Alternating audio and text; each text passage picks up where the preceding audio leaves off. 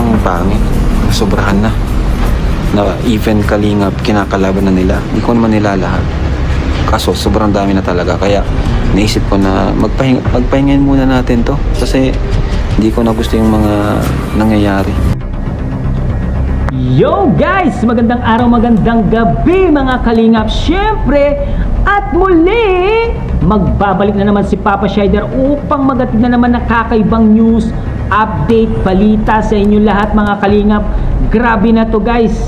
For today's video guys, Kalingap Rab, dismayado at may tampo po sa supporters ng Jumcar. Totoo ba yun guys? At mukhang mapapahinto na yata yung Jumcar guys.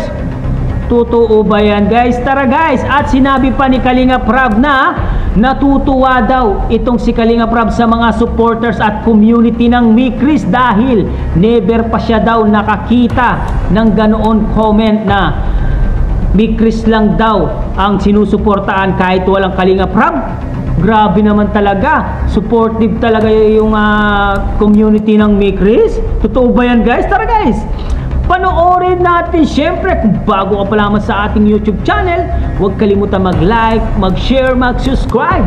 Pahit ng notification bell button para updated kayo sa mga ilalabas natin reaction video mga Kalingap. At siyempre guys, no, huwag kalimutan suportahan sina Kuya Val Santos Matubang and Ate Edna Vlogs, Kalingap Rab, Kalingap Team, siyempre Kalingap Reactor guys, Papa Shider and Kalingap Karepa guys. Suportahan po natin mga Kalingap. Grabe na to guys. Bakit nagkakaganito guys? Sino kaya ang pasaway na yan na naninira at nagbabas kay Kalingap Rab? Panoorin na natin! Let's go! Hindi ko naman nila lahat. Kaso sobrang dami na talaga. Kaya naisip ko na magpahingayin muna natin to. Kasi hindi ko na gusto yung mga nangyayari. Ang pangit, sobrahan na. Na even Kalingap kinakalaban na nila. Totoo lang po, natutuwa ako sa ng Mikris, sa community or sa supporters. Po, natutuwa ako sa ng Mikris, sa community or sa supporters. Ano sila? Hindi sila yung fanatic na Mikris lang kami, Mikris lang ang susuportahan namin. Wala na akong pakialam sa iba, Mikris lang. Kahit kay Kuya Rab, wala akong pakialam, Mikris lang kami. Wala akong nababasa pang ganun. Pero itong sa Jomcar, ang dami kong nabasang ganun. Kaya syempre, magtatampo tayo. Kasi, bakit naman ganun? Ba't nagkaganon na? Na hindi naman ganun dati. Diba? Sa EDC, sa Mikris, wala pa akong nababasang ganun.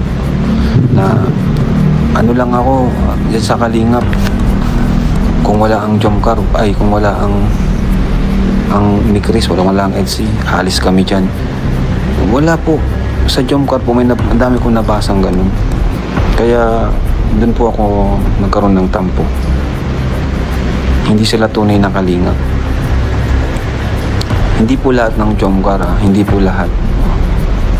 Hindi lahat ng Jomcar. Ayoko kasi ng ganun na bibigyan nyo na naman po ng hidwaan ang Jomcar saka ang Kalingap. Diba? Ayoko nang mangyari yun. Hindi mo lang labas sa Kalingap. Tingnan mo mga comment nila ngayon. Si Mikris lang saka lang yung comment nila. Pag may mga nabasa akong ganun, wala tayong magagawa. Pagpapahingahin din natin yan. Pero ngayon wala naman na yung sobra-sobra talaga. Yung halos grabe na. Mas gusto ko pa nalang yan na happy panoorin kaysa sa Jomcar, mga war freak. Yan nga po, yan ang pangit. Sobrahan na.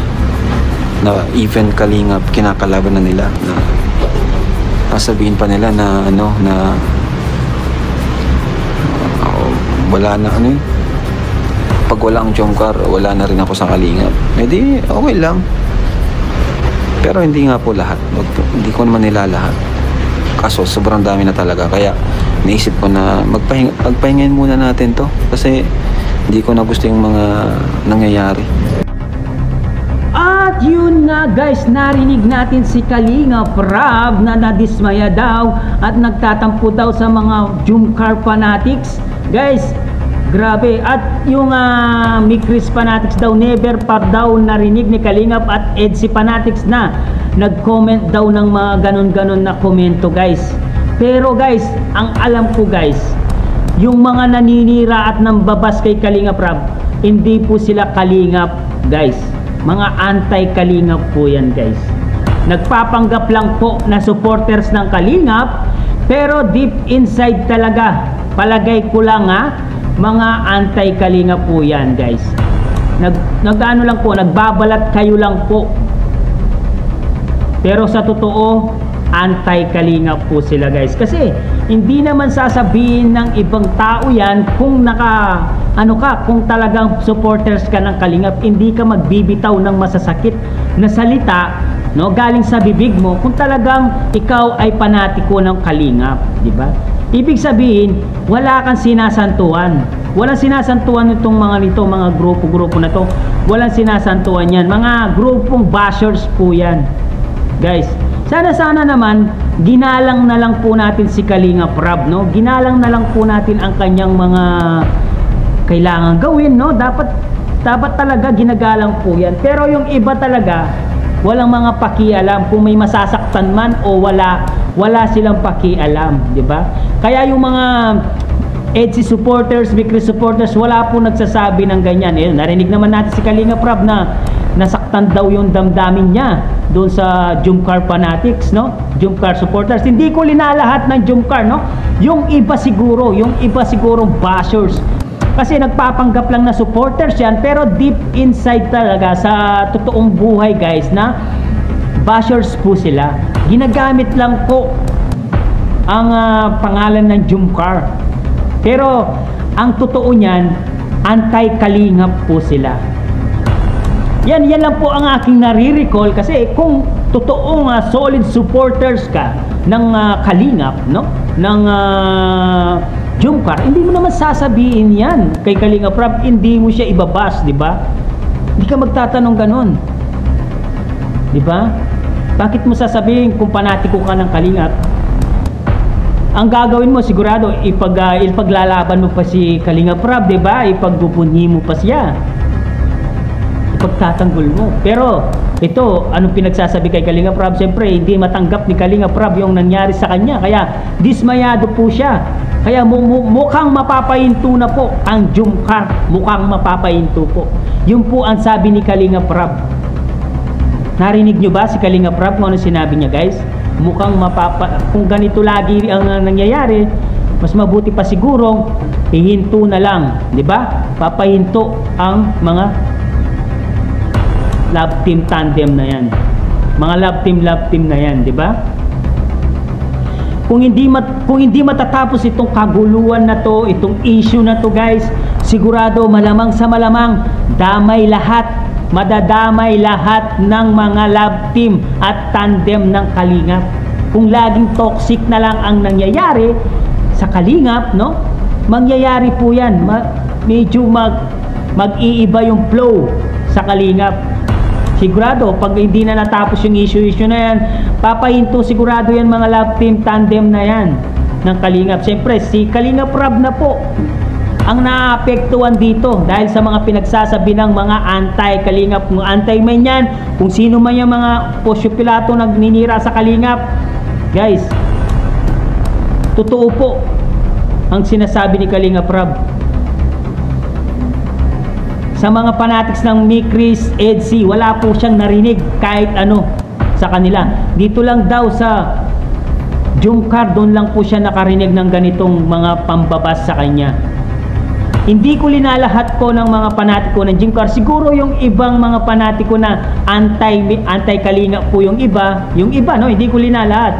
Siguro yung iba, gumagawa lang po sila ng fake, ginagamit lang po yung Jumcar para makapambash. Yun po siguro ang kanilang ginagawa, guys. Dapat respetuhan na lang po natin si Kalingap Rab, guys.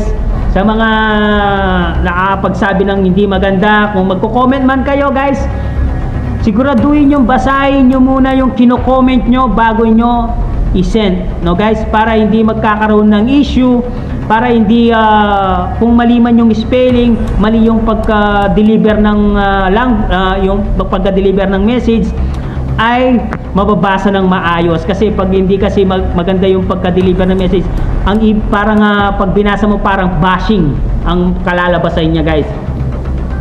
Kaya guys, no, pag-aralan po natin bago tayo mag-comment, basahin muna natin ang mga kino-comment natin bago po tayo i-send, guys, no. Guys, hanggang dito na lang muna ang ating reaction video for today's. Guys, syempre kung bago ka pa lamang sa ating YouTube channel, huwag kalimutan mag-like, mag-share, mag-subscribe. Pahit ang notification bell button para updated kayo sa mga ilalabas natin reaction video, mga kalingap. Syempre guys, no, huwag kalimutan suportahan sila Kuya Balsan, sumatubang Ate Edna Vlogs, Kalingap Rab, Kalingap Team, syempre Kalingap Reactor, Kalingap Karepa, guys, suportahan po natin. Sino kaya ang naninira kay Kalingap Rab? Malalaman din natin, guys, pagdating ng araw kung sino man yan. Sigurado lalantad din ang katotohanan kung sino ka man. Hanggang dito na lang. Maraming salamat, guys. I love you all, guys. Mwah mwah. Chup chup. Babu.